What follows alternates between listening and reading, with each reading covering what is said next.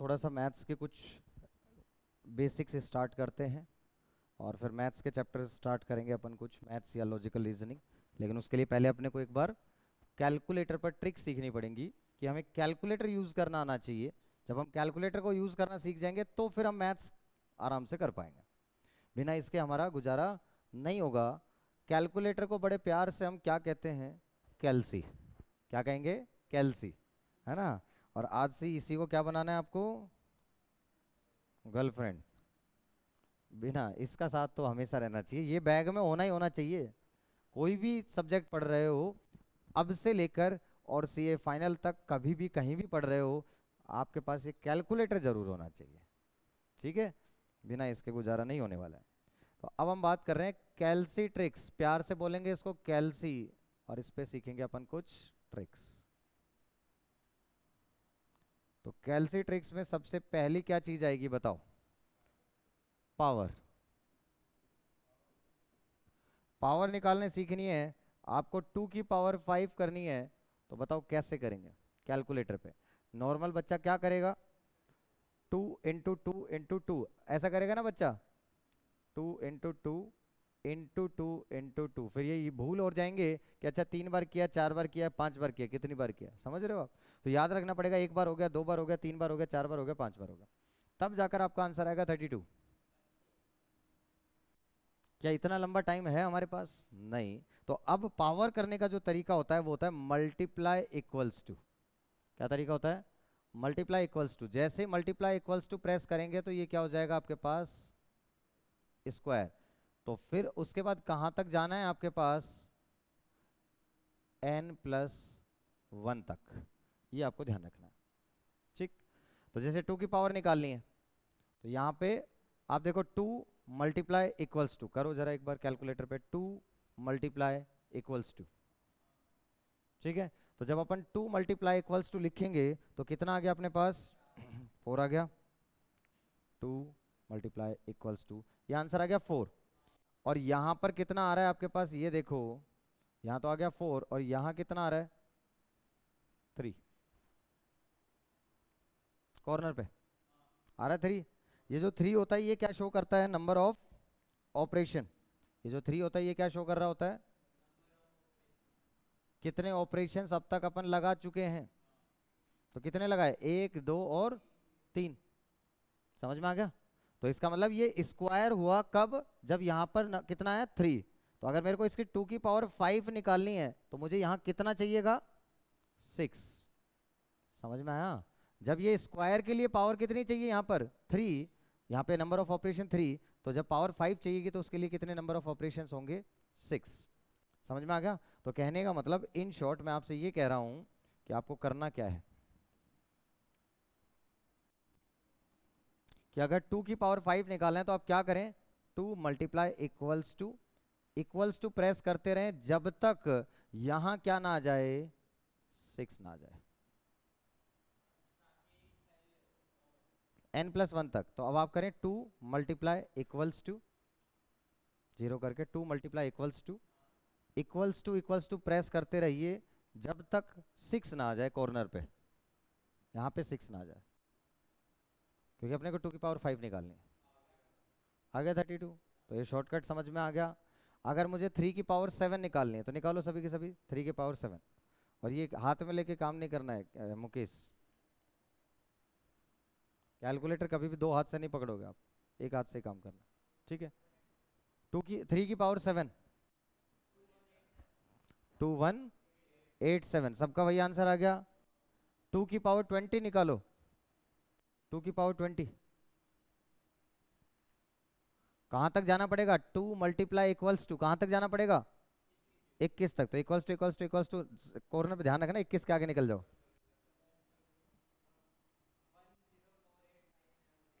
आ गया सबको? समझ में आ गया? 2 की पावर 21, 2 के पावर 20 के लिए अपने को कहां तक जाना है? 2 multiply equals to number of operation कहां तक देखने हैं? 21 तक। क्लियर है यहां तक? बात समझ में आ गई? आया आंसर तुम्हारा? ठीक है, पावर निकालना आ गया। अब किसी की भी पावर निकालनी है निकाल दोगे अब आप। ठीक है, पावर निकालने का तरीका क्या है? मल्टीप्लाई इक्वल्स टू प्रेस करते रहेंगे n+ 1 तक, अगर पावर n है तो n+1 तक जाना है अपने को नंबर ऑफ ऑपरेशन। कितना टाइम लगेगा पावर निकालने में अपने को? 2 की पावर 20 में कितना टाइम लगा? ज़्यादा लग गया होगा। टाइमर के जब, हाँ, कम से कम 8 से 10 सेकंड तो लग गए होंगे।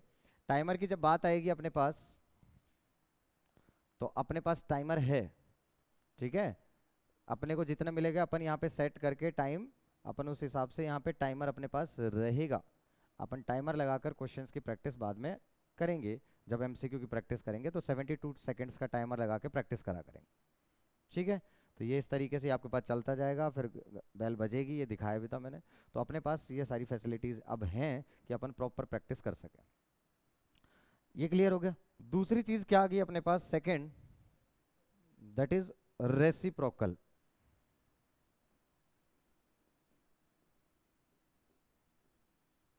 रेसिप्रोकल का मतलब क्या हुआ कि जैसे, हाँ उल्टा, तो जैसे आपकी स्क्रीन पर क्या लिखा हुआ है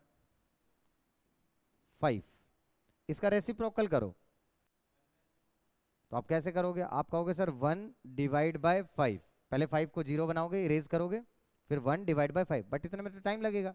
और ये तो 5 तो एक छोटा नंबर है, बट अगर एक नंबर लंबी डिजिट होती तो पहले आपको नोट डाउन करनी पड़ती, फिर आप 0 बनाते, फिर 1/5 वो डिजिट दोबारा लिखते, और ऐसे में नोट डाउन करने में और लिखने में भी गड़बड़ हो सकती है, और इसमें भी टाइम लगेगा।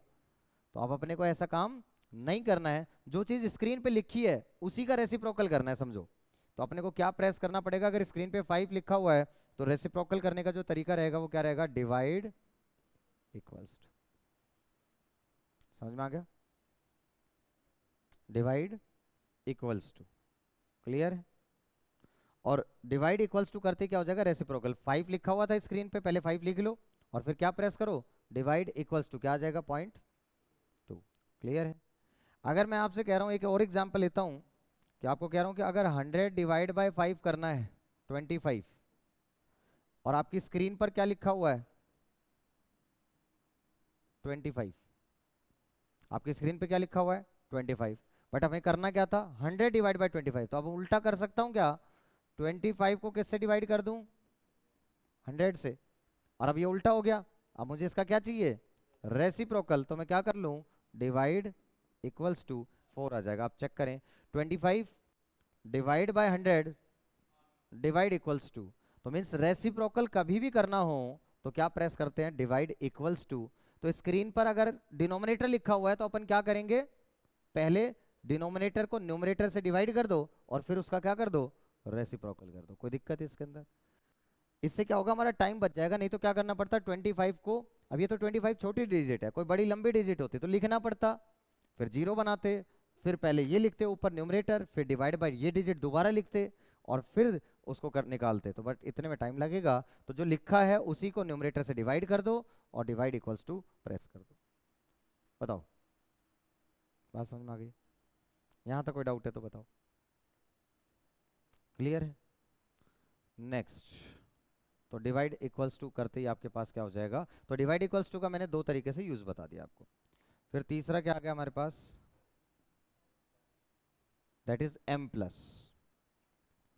m प्लस का मतलब क्या होता है? मेमोरी में प्लस करना। m stands for memory.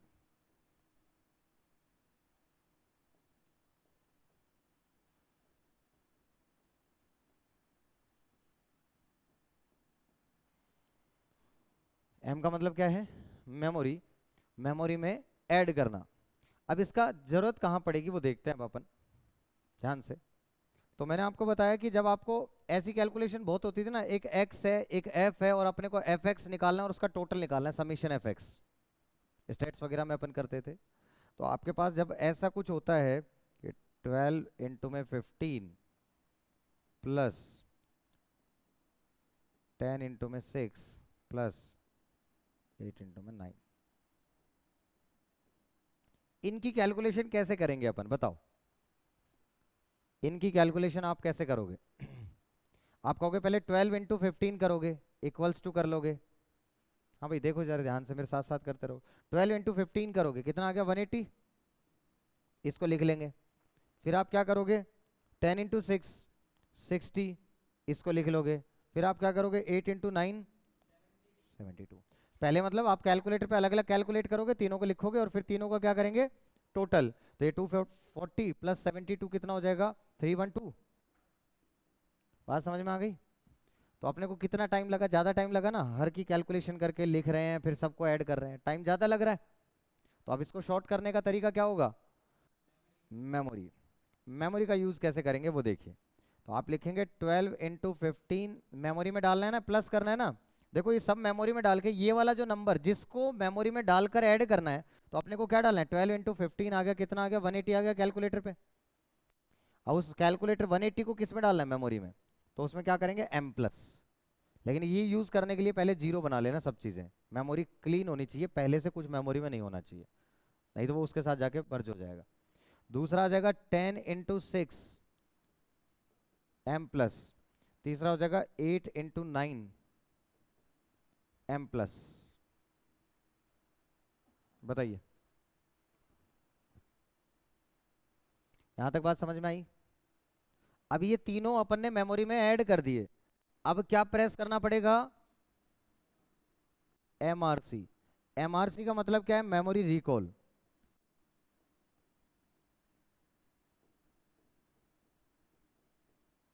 MRC का मतलब क्या है, memory recall.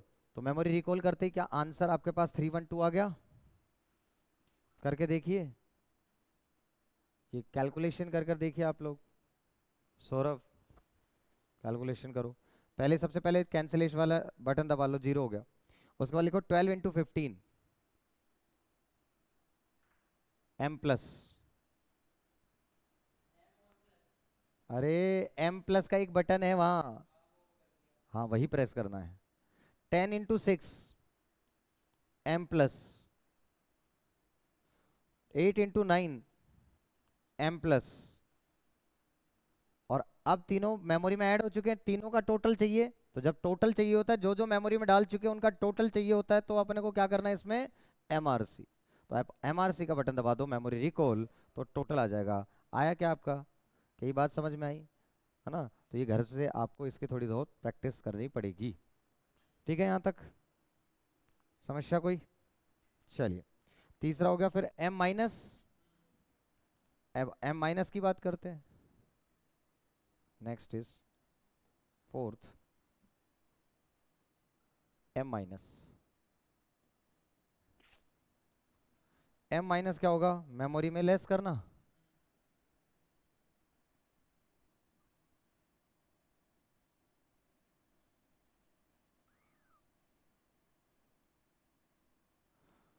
M minus is memory से लेस करना। जब अपन मेमोरी से लेस करने की बात करेंगे तो क्वेश्चन ऐसा ही सही होगा आपके पास, सेम होगा, बस उसमें माइनस करना है। जैसे 12 इंटू 15, अब इसमें से माइनस करना है 10 इंटू 6 और माइनस करना है 8 इंटू 9। तो पहले तो क्या करते आप 12 इंटू 15 निकालते 180, फिर इसमें से 60 निकालते, ये इसमें से माइनस करते, फिर आप ये निकालते 72, ये भी माइनस करते, और अब 180 माइनस 60 माइनस 72 करते, तो कितना आता बताओ। 180 माइनस 120 माइनस कितना गया 48। बताओ, ऐसा तो नॉर्मल कैलकुलेशन करते हैं अपन, बट अब अपन शॉर्टकट क्या करें कैलकुलेटर पर इसको, तो अपन m माइनस का यूज लेंगे।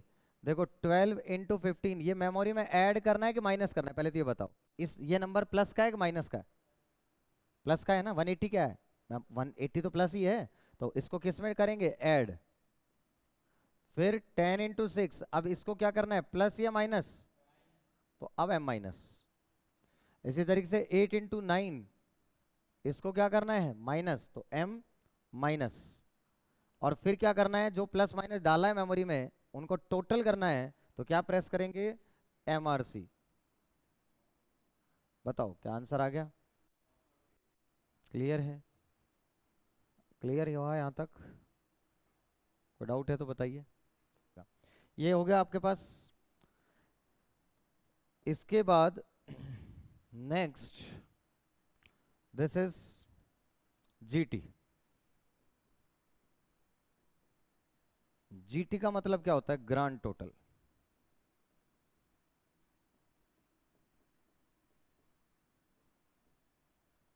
ग्रांड टोटल का मतलब क्या है?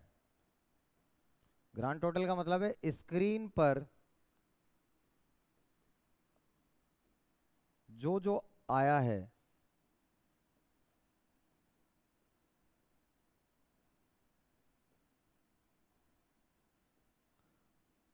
उसका टोटल।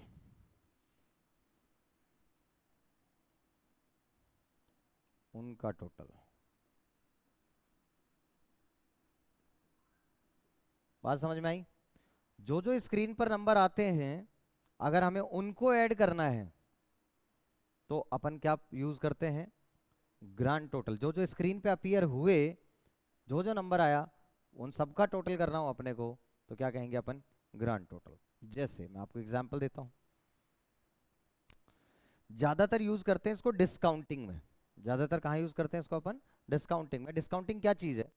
आज का 1 रुपए और 1 साल बाद का 1 रुपए, क्या दोनों की वैल्यू सेम है कि अलग अलग है? किसकी ज्यादा वैल्यू, आज के 1 रुपए की या 1 साल बाद वाले 1 रुपए की?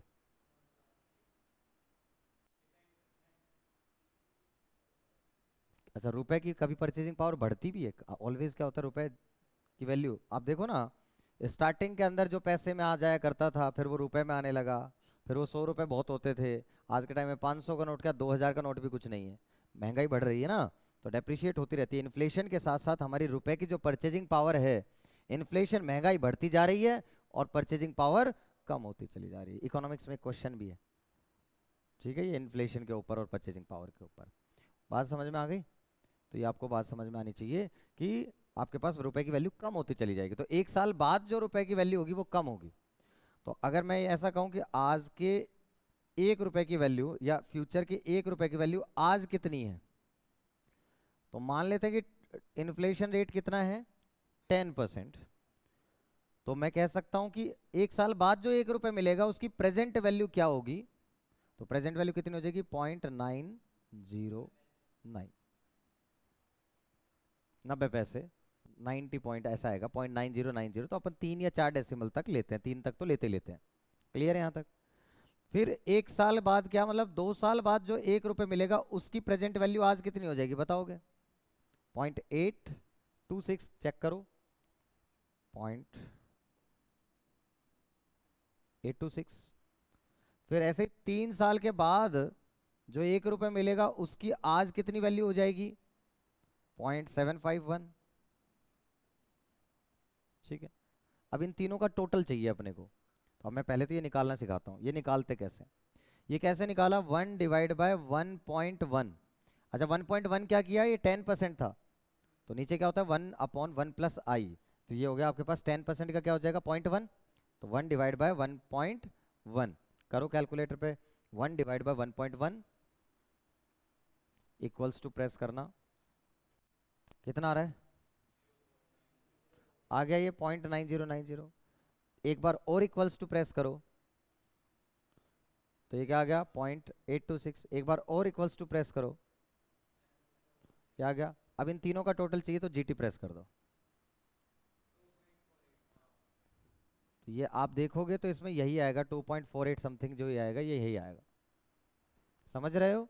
तो जीटी का यूज समझ में आ गया कि इनका अगर अपने को टोटल करना है तो अपने को क्या करना है? ये करना था 1/1.1, देन उसके बाद इक्वल्स टू प्रेस करते रहेंगे अपन जितने साल का करना है, और उसके बाद क्या आएगा आपके पास? लास्ट में जीटी प्रेस कर देंगे। अच्छा, इसमें भी नंबर ऑफ ऑपरेशन, क्या कह रहे हो? नहीं, ये होगा ही नहीं। हमेशा आपके पास रुपए की परचेजिंग पावर तो टाइम के साथ साथ कम ही होती है। समझ रहे हो? इन्फ्लेशन रेट ही लेते हैं कि रुपए, महंगाई बढ़ती है, कभी भी चीजों का प्राइस कभी कम हुआ है क्या? ओवरऑल हमेशा ओवरऑल चीजें बढ़ती ही गई है। आप ओवरऑल कभी भी देखो ना, महंगाई जनरल प्राइस इंडेक्स हमेशा बढ़ता ही है। कुछ चीजें कम ज्यादा हो सकती है बट हम जनरल प्राइस इंडेक्स की बात कर रहे होते हैं, वो हमेशा आपके पास बढ़ ही रहा होता है। ये कैसे निकाला उसको अभी अपन समझते हैं। तो ये आ गया आपके पास। अच्छा, एक बार ये बताओ कैलकुलेटर पे 1/1.1 करो, इक्वल्स टू कितना आया? इक्वल्स टू करने पर कितना आया? नंबर ऑफ ऑपरेशन बताओ कितना है? 3 आया, क्योंकि 3 ही तो लगा है, 1 2 और 3। तो जितने साल का करना होगा उसको इतना कहां तक जाना पड़ेगा? n + अच्छा, तीन, तीन तो तब आया ना जब 1 साल के लिए, तीन तो कितना है, 1 साल के लिए। तो अपने को कितने साल तक जाना था, 3 साल के लिए, तो कितने तक जाना पड़ेगा, 5। अब आप करो जरा, इक्वल्स टू करो 2 बार, 0.751 आ गया ना। अब देखो नंबर ऑफ ऑपरेशन कितना है, 5। तो जब भी अपने को ये डिवाइड में पावर चलानी होती है ना, ये हो क्या रहा है, ये तो निकला 1/1.1, ये कैसे निकाला, 1/1.1 का स्क्वायर। ये वैल्यू कितनी आएगी, 1/1.1 का स्क्वायर है ये। और ये वैल्यू क्या आएगी, 1/1.1 का क्यूब। तो जब अपने को पावर ऊपर करनी होती है, मीन्स न्यूमरेटर के अंदर जिस तरीके से नॉर्मल पावर निकालनी है, तब तो मल्टीप्लाई इक्वल्स टू चलता रहे। और जब आपके पास में ये क्या चल रहा है, फिर डिवाइड के बाद इक्वल्स टू नंबर लिख के इक्वल्स टू प्रेस कर रहे हैं अपन, डिवाइड करने के बाद उसमें मल्टीप्लाई करके चलता है। तो ये आपके पास पावर होती चली जाएगी, सेम नंबर से वो मल्टीप्लाई होता चला जाएगा। क्या बात समझ में आई, कि 1/1/1.1। अब इसका नीचे स्क्वायर करना है तो एक बार और इक्वल्स टू कर दिया तो वो स्क्वायर हो गया, इसका क्यूब करना है तो एक बार और इक्वल्स टू कर दो, वो क्यूब भी हो गया। और अब जो जो स्क्रीन पे नंबर आए उन सबका टोटल चाहिए तो क्या प्रेस कर लो, जीटी। तो अब इसको करने का जो तरीका रहेगा वो ऐसा रहेगा, ये तो हो गया अपने पास, तो ये आंसर आ जाएगा। इसको ऐसे करते हैं, 1/1 + i। 1 + i का मतलब क्या है, r/100 ना, जैसे 10% था तो 10% कितना हो जाएगा, 0.1 हो जाएगा आपके पास, 10/100। समझ में आ गया। आपके पास 10 को अगर मैं i में लिखूं, ये r कितना है 10, बट मैं i लिखूं तो ये कितना है 10/100, दैट इज 0.1। तो मैंने यही तो किया, 1 + i दैट इज 1.1। आई इसको बोलते हैं, दैट इज रेट/100 को बोलते हैं हमेशा। तो रेट तो 10% है, तो रेट तो है 10, लेकिन आई कितना है 10/100। जब जब यूज करेंगे आई तब तब मतलब है डिवाइड में कर दो, परसेंट कर दो। क्लियर है, इस तरीके से। अब क्या करना है इसमें, इक्वल्स टू कब तक प्रेस करना है, प्रेजेंट वैल्यू निकालने के लिए हमेशा कहां तक प्रेस करते हैं अपन, n+2 तक। ध्यान रखना, प्रेजेंट वैल्यू में n+2 तक यूज करते हैं अपन, ये आपको समझ में आ गया होगा। और फिर उसके बाद क्या कर लो, इनका सम चाहिए तो जीटी कर देंगे, इनका सम चाहिए होगा तो जीटी, सम आ जाएगा, ग्रांड टोटल। यहाँ तो कोई डाउट है तो बताइए। इसके बाद देखिए, 6th, nth रूट निकालने का तरीका, nth रूट निकालने का तरीका। nth रूट का मतलब क्या होता है, समझते हैं। जैसे एग्जाम्पल के तौर पे लेते हैं, 216 की पावर निकालिए 1/3, ठीक है, या 32 की पावर निकालनी है 1/5। दो एग्जाम्पल लेकर दिखाता हूँ आपको, क्लियर है। अब इसको सॉल्व कैसे करें, बड़ा मुश्किल काम है। और ये तो चलो फिर भी अपने को याद है, ये तो वेरीफाई कर लेंगे अपन, लेकिन ऐसी कोई डिजिट जिसका याद ना हो, जो परफेक्ट आपके पास क्यूब रूट ना हो, परफेक्ट क्यूब ना हो नंबर, तो फिर क्या करेंगे, तब दिक्कत आएगी ना। तो मैं आपको शॉर्टकट बता रहा हूँ ये इसलिए, ताकि आप कभी भी ट्रिक भूल भी जाएं तो आप इन दोनों की हेल्प से उसको वेरीफाई कर सकते हैं कि जो मैं सोच रहा हूँ वो सही है या गलत है, तो एग्जाम्पल से सोच सकते हैं। तो इसमें क्या करते हैं अपन, नंबर लिखते हैं सबसे पहले 216, रूट प्रेस करेंगे 12 टाइम्स, कितनी बार, 12 बार, -1 डिवाइड बाय 3, जो भी n होगा, +1, फिर मल्टीप्लाई इक्वल्स टू करेंगे 12 टाइम्स। कहोगे सर लंबा नहीं होगा, अभी लंबा लग रहा है, लेकिन ये 10 सेकंड में होगा, बाद में एक बार सीखने के बाद। स्टार्टिंग में तो कोई भी चीज़ ऐसी लगती है, अजीब सी लगती है, पहली पहली बार तो गाड़ी चलाना सीखो कितना मुश्किल काम लगता है, बाद में तो दिमाग सोचना ही नहीं पड़ता, ऑटोमेटिक चल रही होती है। तो ऐसा ही यहाँ पर भी होने वाला है। तो 216 प्रेस लिखो सबसे पहले स्क्रीन पे, रूट प्रेस करो 12 टाइम्स, रूट प्रेस करो 12 टाइम्स, गिनकर 12 टाइम्स करना, -1 डिवाइड बाय 3 +1 अब उसके बाद जो ये मल्टीप्लाई इक्वल्स टू लिखा ना, तो ऐसा करना है, एक बार पहले मल्टीप्लाई फिर इक्वल्स टू, मल्टीप्लाई फिर इक्वल्स टू, इसको एक काउंट करेंगे। मल्टीप्लाई इक्वल्स टू को एक काउंट करेंगे, तो पहले एक बार मल्टीप्लाई प्रेस कर दो, फिर इक्वल्स टू प्रेस कर दो। इसको एक काउंट किया, ऐसे 12 बार करना है, तो फिर multiply equals to multiply equals to multiply equals to 12 times. नहीं समझ में आया तो मुझे बता देना, कैलकुलेटर दे देना।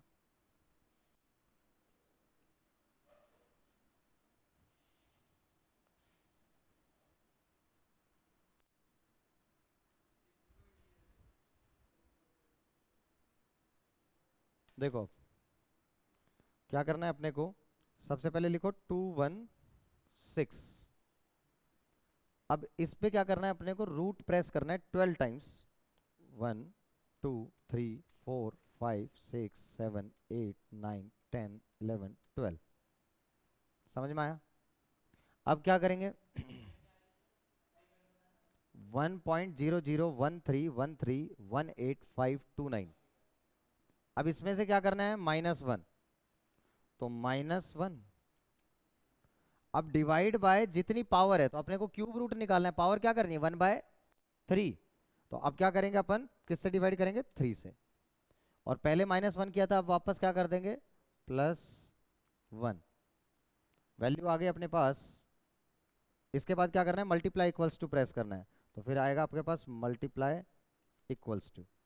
एक बार हो गया ऐसा, फिर दोबारा मल्टीप्लाई इक्वल्स टू, 2 बार हो गया, ऐसे 12 बार करना है, तो 2 बार हो गया, 3 4 5 6 7 8 9 10 11 और 12। कितनी वैल्यू आ गई 6.004705 समथिंग। तो अप्रोक्सीमेट कितनी वैल्यू आ गई, ये 6 आ गया। तो ये 6 ही तो आंसर होता है, 6 का ही तो क्यूब होता है। समझ में आ गई बात, क्लियर है? तो ट्रिक आपको समझ में आई। यहाँ पे अगर ये 3 है तो मैंने यहाँ 3 से डिवाइड किया, यहाँ अगर 5 होगा तो मैं किससे डिवाइड करूंगा 5 से। तो मैं अगला क्या लिखूंगा,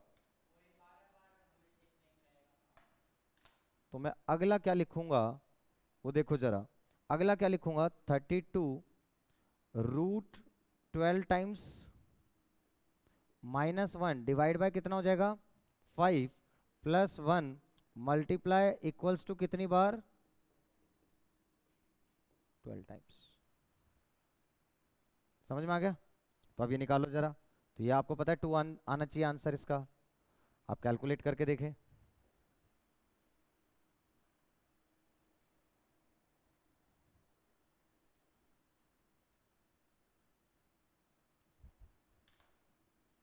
देखिए सबसे पहले क्या लिखेंगे अपन 32, ठीक है 32, फिर क्या करेंगे अपन √12 टाइम्स 1 2 3 4 5 6 7 8 9 10 11 12। फिर क्या करना है -1, फिर डिवाइड बाय पावर कितनी करनी है 1/5, तो डिवाइड बाय 5, फिर +1, फिर मल्टीप्लाई इक्वल्स टू 1 2 3 4 5 6 7 8 9 10 11 12। देख लीजिए आप आंसर 2.0046922207। तो अप्रोक्सीमेट आंसर आ गया आपके पास, दैट इज 2। ठीक है, दिख गया? ओके, ठीक है। तो आपको समझ में आया ये सबको? क्या सबको समझ में आ गई बात, क्लियर है? तो ये कैलकुलेटर पे आपको nth रूट निकालने का तरीका था। तो nth रूट निकालने का जो शॉर्टकट है वो क्या है अपने पास, दिस इज, अपन क्या करेंगे जो भी नंबर होगा जिसका निकालना है नंबर लिखेंगे, उस नंबर का क्या करेंगे √12 टाइम्स, ये फिक्स रहेगा, -1 डिवाइड बाय n।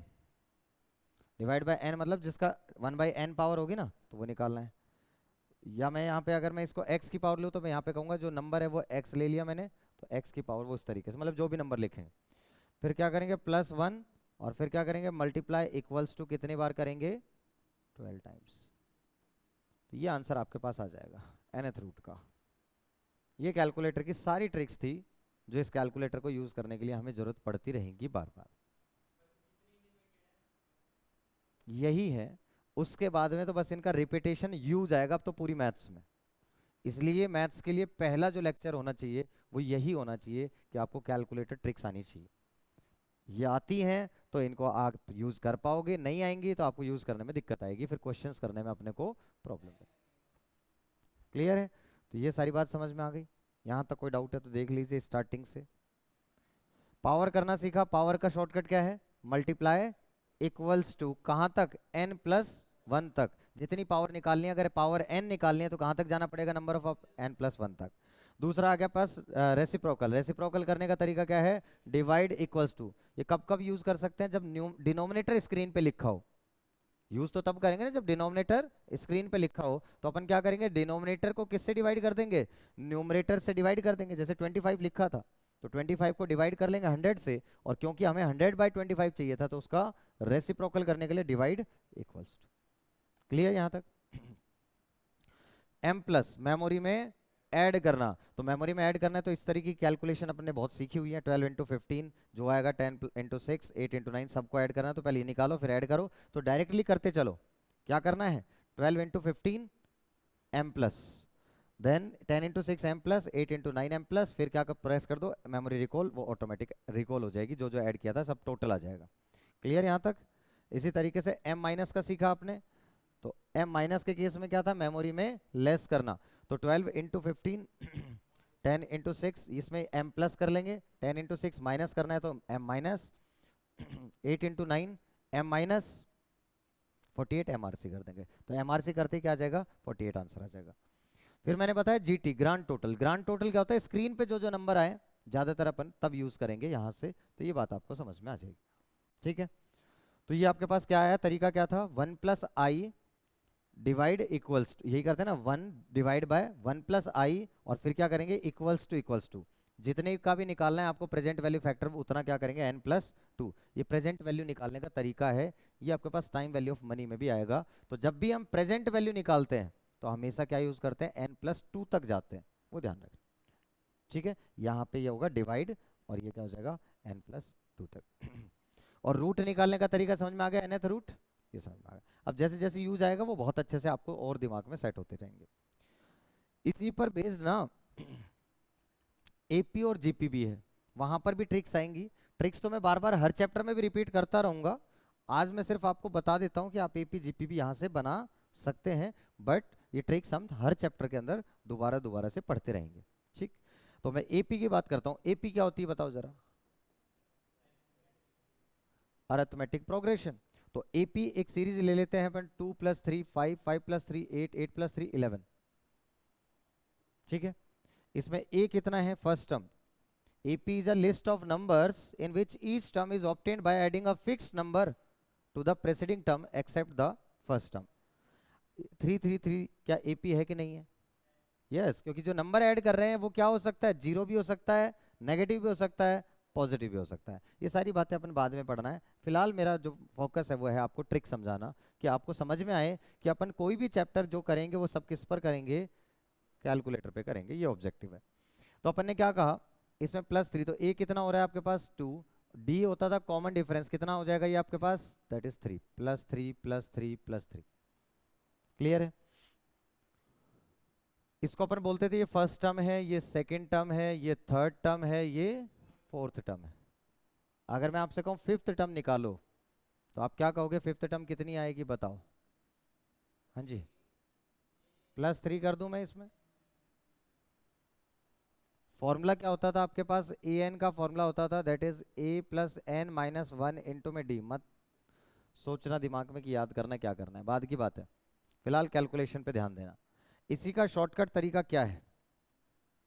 इसको लिखोगे a + d equals to, press करते जाओगे। कब तक प्रेस करना है बताओ जरा? n+1 तक। जो टर्म निकालनी है उस टर्म से एक आगे तक जाना है। तो अगर फिफ्थ टर्म निकालनी है तो कहां तक जाना पड़ेगा? 6 तक जाना पड़ेगा। तो अब लिखो a + d, मतलब क्या लिखोगे आप? That is 2 plus a + d नहीं लिखना, आपको प्लस करना है तो a की जगह 2 लिखेंगे, प्लस d कितना है? 3। अब इक्वल्स टू प्रेस करते जाओ। अपने को क्योंकि a5 निकालना है तो अपने को कहाँ तक जाना पड़ेगा यहाँ पर 6 तक। ठीक है, क्या हुआ? हाँ मनोहर, आया समझ में कि नहीं आया? ये आई वैल्यू कितनी आई? 14 आ रहा है ना, समझ में आ रहा है? और ये मत सोचना ये पहली बार, ये तो पहली बार कर रहे हो, ठीक है, थोड़ा थोड़ा सीखना है, उसके बाद ये आपका रूटीन में आ जाएंगी। यहाँ तक कोई दिक्कत? आ गया 14 निकालना? और अगर मैं आपसे ये कह दूं कि इनका सम निकालो, सोचो, अगर मैं आपसे कह दूं कि इनका सम निकालो, तो यहां से यहां तक का सम कितना होगा बता सकते हो टोटल?